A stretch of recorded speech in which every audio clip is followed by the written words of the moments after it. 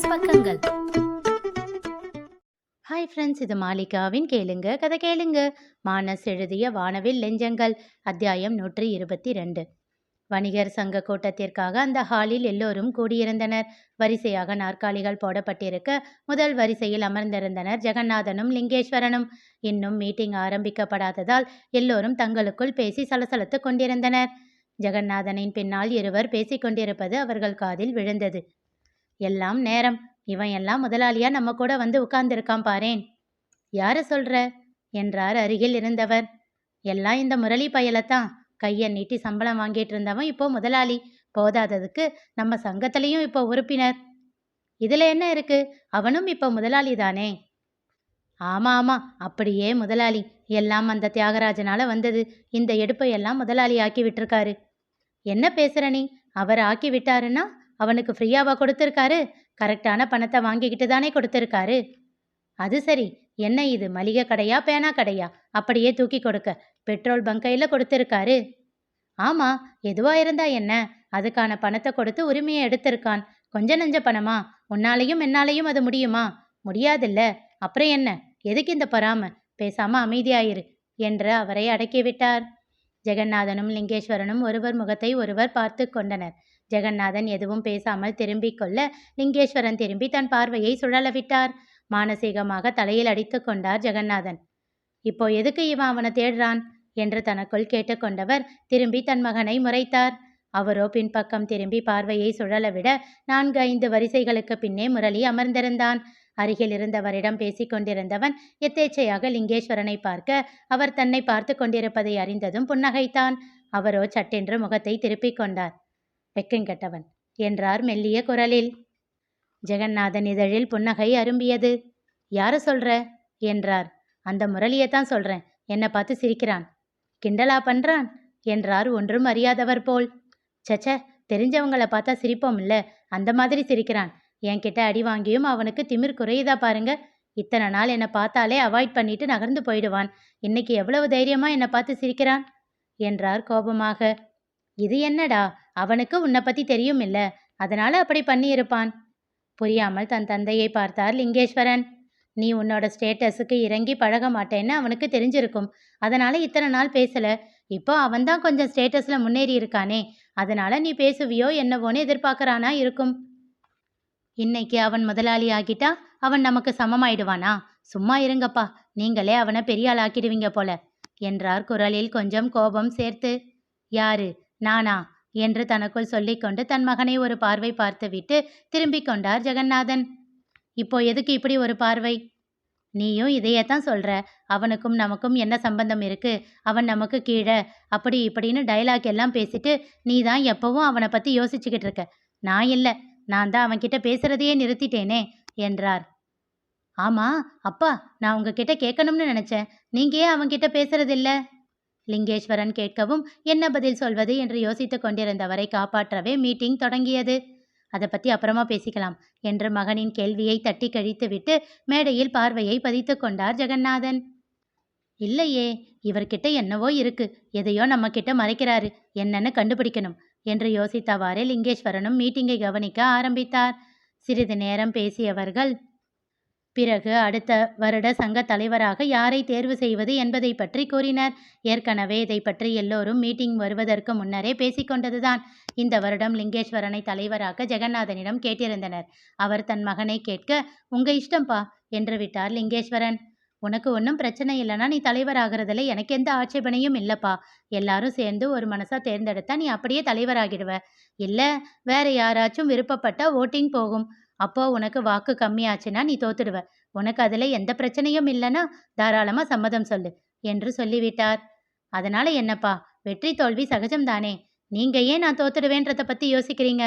10 பேர் நமக்கு ஓட்டு போட்டாலும் அந்த 10 பேர் நம்ம மேல வச்சிருக்கிற அபிமானத்தை தெரிஞ்சுக்கலாம் இல்ல என்றார். பெருமையோடு அவர் தோளில் தட்டி தந்தார் ஜெகநாதன். ரொம்ப சந்தோஷம் லிங்கேஷா என்று பாராட்டினார். இப்பொழுது மேடையில் லிங்கேஸ்வரனின் பெயர் அறிவிக்கப்பட்டு இப்போதைக்கு அவர் மட்டும் தலைவராக சம்மதம் தெரிவித்திருப்பதாக கூறினார்கள். அவர் தலைவராக சம்மதிப்பவர்கள் தங்கள் கையை உயர்த்தும்படி சொல்ல பெரும்பாலானோர் கையை உயர்த்தினர். ஏதோ ஒன்று லிங்கேஸ்வரனை தூண்ட மெதுவாக முரளியை காண திரும்பினார். டேய் மகனே, திரும்பிடாதடா, திரும்பிடாதடா, அவனை பார்த்துடாதடா என்று மானசீகமாக தன் மகனிடம் கெஞ்சிக் கொண்டிருந்தார் ஜெகநாதன். அவருடைய எதிர்பார்ப்பை பொய்யாக்கி லிங்கேஸ்வரன் முரளியை பார்த்தார். அவனும் அவர் தலைவராக சம்மதம் தெரிவித்து கையை உயர்த்தியிருந்தான். லிங்கேஸ்வரன் அவனை பார்த்ததும் அவர் தன்னை பார்க்கவே காத்திருந்தவன் போல் அவரை கண்டு மீண்டும் புன்னகைத்தான். இப்பொழுதும் சட்டென்று திரும்பிக் கொண்டார் லிங்கேஸ்வரன். மானசீகமாக மீண்டும் தலையில் அடித்து கொண்டார் ஜெகநாதன்.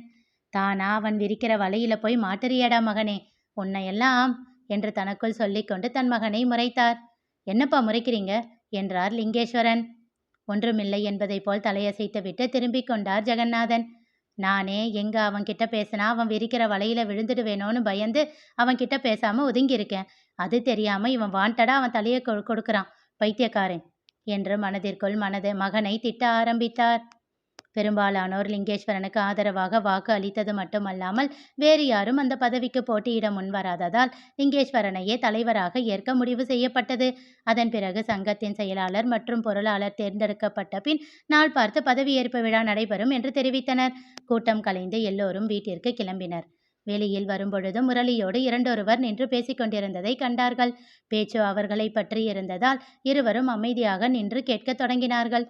ஒருவர் சொல்லிக் கொண்டிருந்தார். இது என்ன முரளி, எவ்வளவு கட்டாயப்படுத்தினாலும் ஜெகநாதன் ஐயா இதுவரைக்கும் பதவிக்கு வந்ததே இல்லை. அவர் பையனுக்கு என்னன்னா தொழிலுக்கு வந்த 4வது வருஷத்திலேயே பதவி ஆசை வந்துடுச்சு. இது என்னன்னா இப்படி சொல்றீங்க? எல்லாரும் ஒரே மாதிரி இருப்பாங்களா?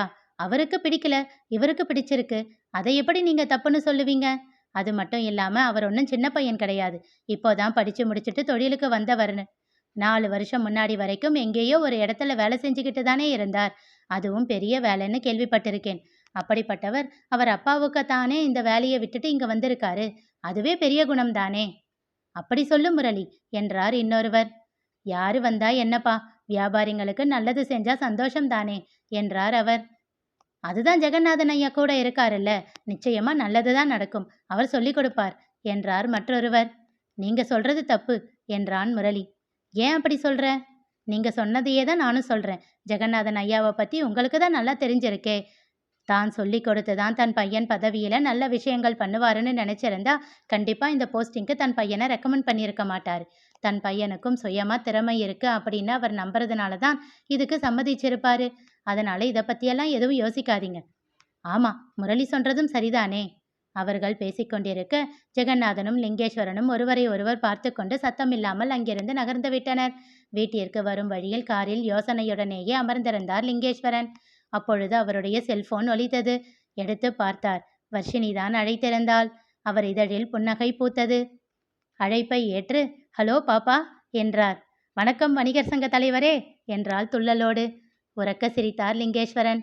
அப்புறம் டேடி, போஸ்டிங் எல்லாம் வரப்போகுது, இனிமேல் எங்களெல்லாம் கண்டுக்குவீங்களா என்றாள் கிண்டலாக. மீண்டும் சிரித்தார் அவர். ஆமா, அதுக்குள்ள உனக்கு எப்படி நியூஸ் வந்துச்சு? அதெல்லாம் அப்படித்தான். நாங்கள் எல்லாம் எல்லா இடத்துலையும் ஸ்பை வச்சிருக்கோம். அப்பப்போ நியூஸ் கேதர் பண்ணிடுவோம். ஆஹா என்றவர்.